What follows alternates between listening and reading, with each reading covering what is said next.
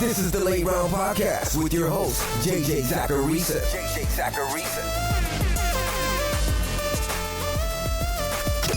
What's up, everyone? It's JJ Zacharisa, the editor-in-chief at FanDuel and at NumberFire.com, and this is episode 249 of the Late Round Podcast, one of the many shows that are part of the NumberFire Podcast Network.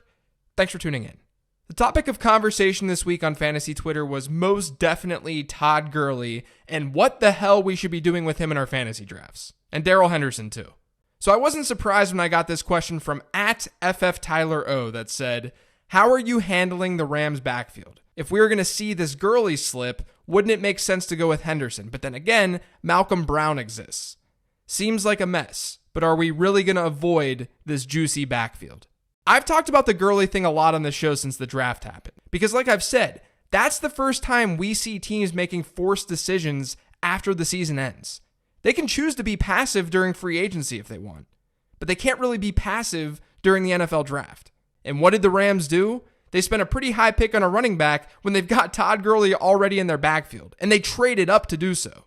But not only that, we can't forget that they also matched a Malcolm Brown offer that the Lions gave him because he was a restricted free agent. So back in March, reading between the lines, the Rams seemed to want that security behind Todd Gurley. And then they went out and traded up to get Darrell Henderson.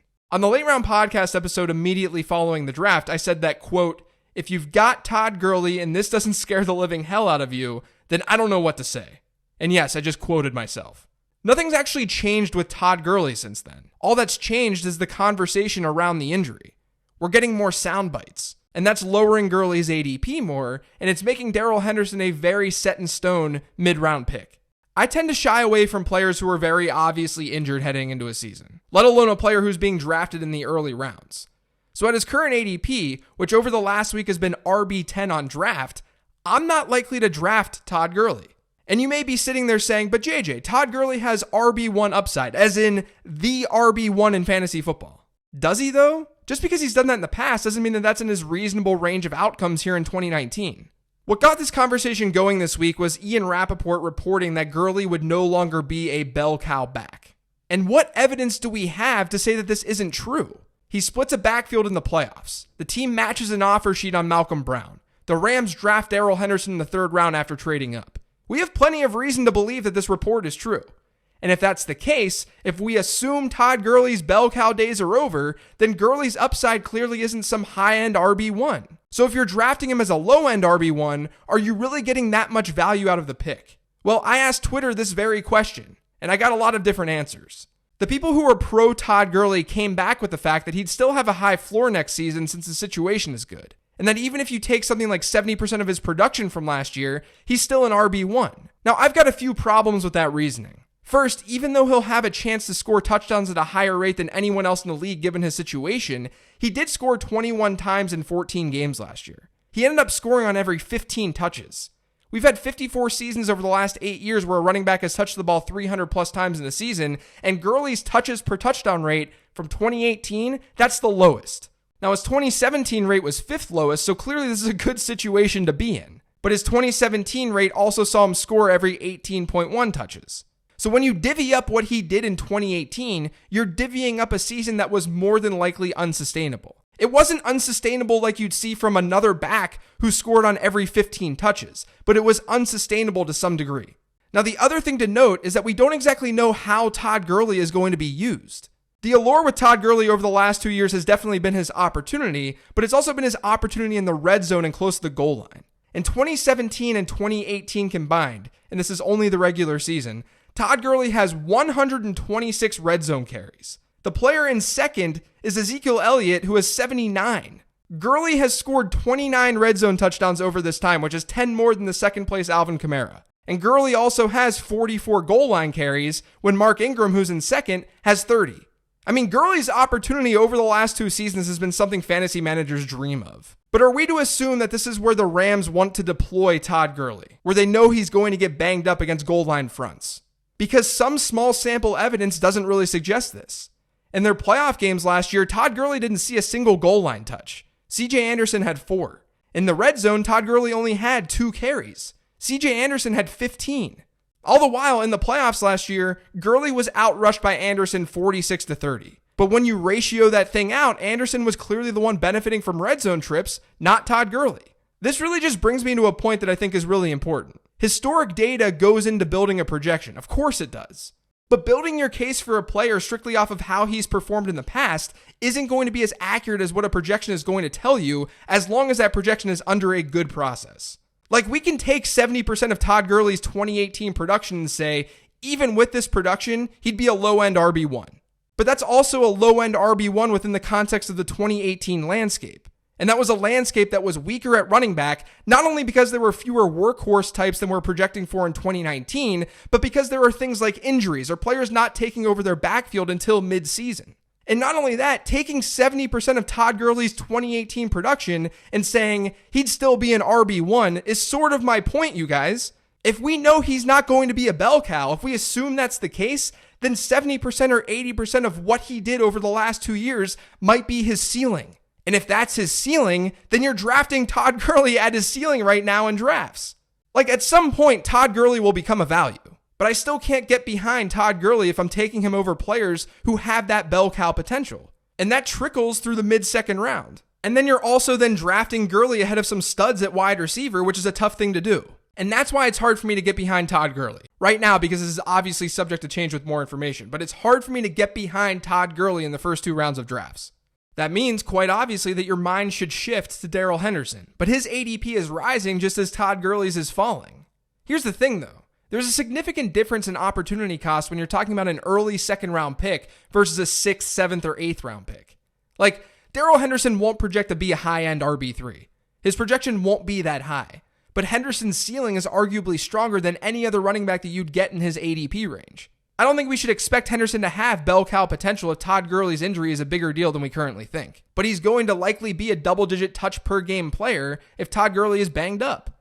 And in that Rams offense, as I've been talking about throughout this entire intro, that's enough to be a weekly starter. It's just not enough to be drafted in the early second round. Look, guys, I don't have some sort of agenda here. I'm trying to brain vomit so that you know where I stand and how I'm thinking about Todd Gurley. It's early June right now. There are plenty of things that can and will change. But my stance on Gurley can be boiled down to this. Even with a reduced workload, Todd Gurley can be projected to be a low-end RB1. And that's where he's being drafted right now. But that's not how I spend my early round picks. My goal isn't to draft an RB10 when his ceiling isn't likely to be much higher than that. At least his perceived ceiling with the information that we have at the time of making that pick. I want a player who can give me that baseline floor while also providing the real potential to jump into the elite tier of running backs. Maybe you think Todd Gurley has that ceiling, and that's totally fine. You're more optimistic about his workload than I am. But if we assume his bell cow days are truly over, it's going to be very, very hard for him to finish any higher than his current average draft position. Now, we've got more questions for this week's mailbag, but before getting to them, I want to let you guys know about FanDuel's new 3-man MLB challenge. You know, some nights you just don't have time to put in all the research to compete in daily fantasy baseball. You just want to crank out a lineup and enjoy the game. Well, with the 3-man MLB challenge, you just pick 3 hitters for the night, and the only stats that count are hits, homers, and runs batted in. To give it a shot, check out the FanDuel lobby today. This first question's an email. It says, "Hey JJ, I noticed you drafted O.J. Howard in the 5th round in your recent MFL 10 of Death League. This seems like you're going against your own advice when you recently said that Kelsey is probably the only tight end worth drafting in the early rounds. Otherwise, you may as well wait on one. Do you approach the tight end position differently in best ball? Thanks, Alex." So there are definitely a few layers to this one. If you listened to my tight end strategy podcast last summer, which is pretty evergreen in nature, then you might remember me saying that you basically either go big or go home at tight end. You either get an early round tight end or you just wait on someone. Because we almost always see a George Kittle type player emerge each year. Maybe not to that degree, but we see late round tight ends emerge. And we generally have decent enough hit rates with early round tight ends. The middle round guys are the ones that you typically want to avoid. Technically, I'd consider what I did with O.J. Howard a middle round move, which means I'm going against my own advice. So I think that makes this a good moment to talk through my process, so I appreciate this question. First off, with this draft in particular, I knew the other managers in this league tend to value tight ends higher than normal. The position does become a little more important in best ball because they're slightly more versatile than quarterbacks because they can be flexed, and you don't have to predict when that flexing would occur. I'll be doing a tight end podcast later this summer, so teaser alert. But I see the tight end position as follows. And this is a reiteration of what I said on last week's Mailbag show a bit. But I think Ertz and Kittle are overvalued at their ADP. Ertz, you've got serious volume concerns, at least compared to last year. And Kittle, you've got some regression concerns given how insane his yards per target rate was last year. Though I do think that Kittle makes a lot more sense than Ertz. I think Kittle has a much better chance to return his investment and be really good. With tight ends, you're always looking for guys who can take a jump into that elite tier and give you a week-to-week edge. And unlike previous seasons with mid-round tight ends or tight ends in rounds 5 through 8 or so, I just see OJ Howard and Hunter Henry as a little different. Maybe even Evan Ingram there. I think there's plenty of upside there, especially with Howard, the guy that I drafted. Howard is going to be at worst the number 3 option in the Buccaneers offense, which is one that's going to throw the ball down the field and likely throw the ball often. And since it's a best ball draft, you're looking for upside. As Nelly once said, 2 is not a winner and 3 nobody remembers. Howard not only has the upside to potentially reach that Kittle and Ertz tier, but that becomes even greater with a potential injury to Chris Godwin or Mike Evans. So I'm just shooting for ceiling here. In a regular season-long draft, I probably wouldn't have pulled the trigger, but the best ball format is different. I do love me some OJ Howard this year, though. My projections actually have him as the tight end 4 in a tier of his own before hitting Evan Ingram and Hunter Henry. This next question is from @J_Michael51. Many think Curtis Samuel is a better player than DJ Moore, based largely on film, but Moore had 788 yards as a rookie compared to Samuel's career 609 yards over 22 games. How do we balance what has happened versus what we think should happen? Yeah, this is one of those situations where I don't mind either player at their ADP despite them playing for the same team. You would think that I'd strongly favor one, but I really don't. DJ Moore's big issue down the stretch last year was that he couldn't find the end zone. He had just 2 touchdowns all year, and he didn't score after his huge performance against Detroit, where he went off for 7 catches for 157 yards and a touchdown in mid-November. Moore also didn't play 50% of Carolina's snaps consistently until a Week 8 game against Baltimore. From that point through Week 15, which was Cam Newton's last game of the season, Moore saw 18.4% of Carolina's pass attempts go his way. During that same stretch, Curtis Samuel was at about 16%. So as a rookie, Moore was seeing more volume when he was on the field.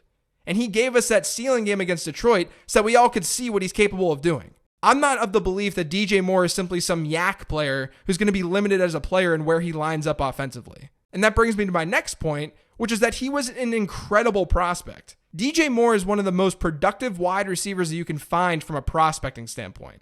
And that came with a strong breakout age. Curtis Samuel was fine, but he wasn't DJ Moore as a prospect. Maybe the gap between the two shouldn't be as large in redraft as it is. But again, once you get into that range where you're taking DJ Moore, you're telling yourself a story of upside and potential. And that story is more easily told about DJ Moore than Curtis Samuel, which is why there's the discrepancy that we see in ADP. This next question is from @John042119. Later in rookie drafts, how much does the player, mainly a running back, being the perceived handcuff, affect your decision making? Would you still take a flyer wide receiver or pass-catching running back over a guy like Madison, Singletary, Armstead, etc.? Or is it all situation dependent like most things?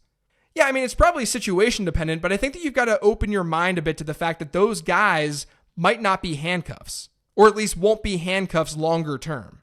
I didn't like Singletary at all coming out, but I can still recognize that his 2020 opportunity, maybe even his 2019 opportunity, is going to be there based on the depth chart around him.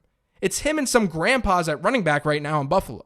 So my answer to this is that it's important to not label a lot of these running backs as handcuffs unless it's very obvious that they're handcuffs to a stud. Honestly, I sort of made that mistake with Benny Snell when the draft concluded. And while I do think that he leans more handcuff than not, I should be a little more open to him grabbing hold of a larger role in that backfield in the next year or two than I initially thought.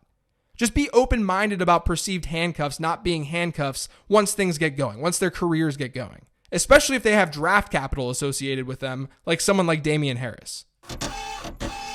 Speaking of Damian Harris, this next one is from @Remlap13. And it says, as a Sony Michel owner in Dynasty, should I be worried about Damian Harris stealing early down or goal line touches? That whole situation feels like a running back by committee waiting to happen, despite Sony lighting up the playoffs last season. So I've talked about Michel on this podcast plenty this offseason. I think that even if there isn't a committee there, Michel's limited by his pass catching ceiling. The more backs in that backfield doesn't help his cause, obviously.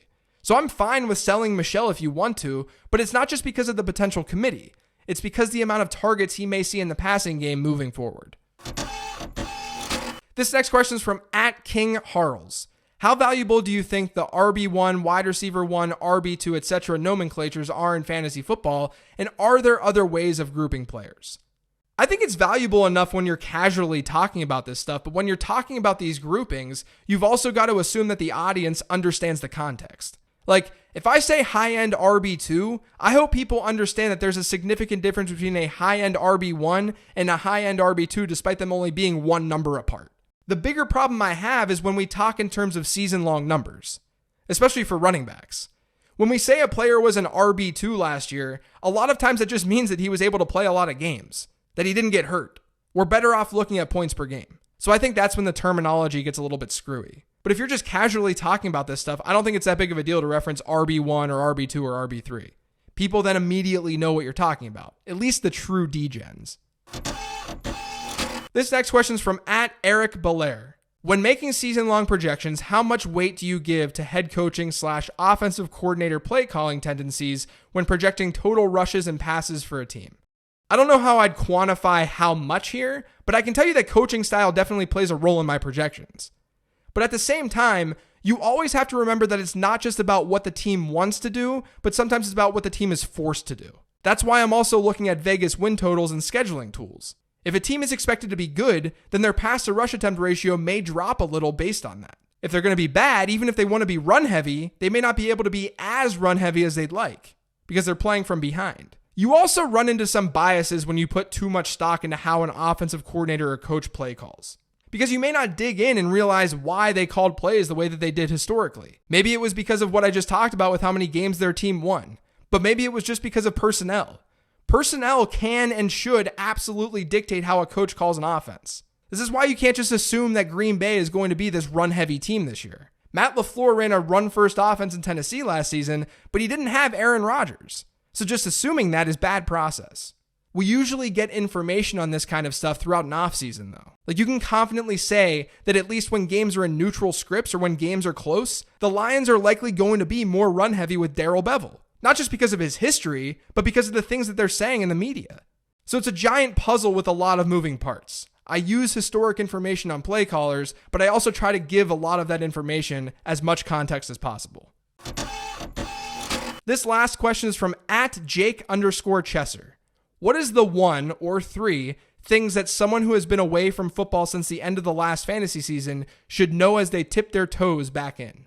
Now, you can go player by player, like with Todd Gurley, and give takes on each of those guys, because if someone hasn't followed football since the end of the season, they may not know news on individual players. So I would at least get to know depth charts and news on individual guys.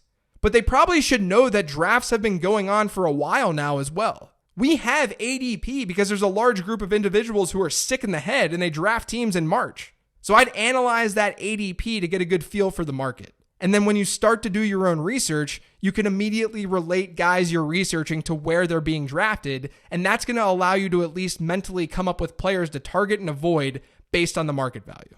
That's going to do it for today's show. Thanks to all of you for listening. If you've yet to subscribe to the Late Round Podcast, make sure you are by searching for it on iTunes, Google Play, SoundCloud, TuneIn, Stitcher, and Spotify. And if you're on iTunes, please do me a favor and leave a rating and review. I'm also on Twitter @LateRoundQB. You can follow me on there for some fantasy talk and bad dad jokes. Thanks, everyone. Enjoy your weekend.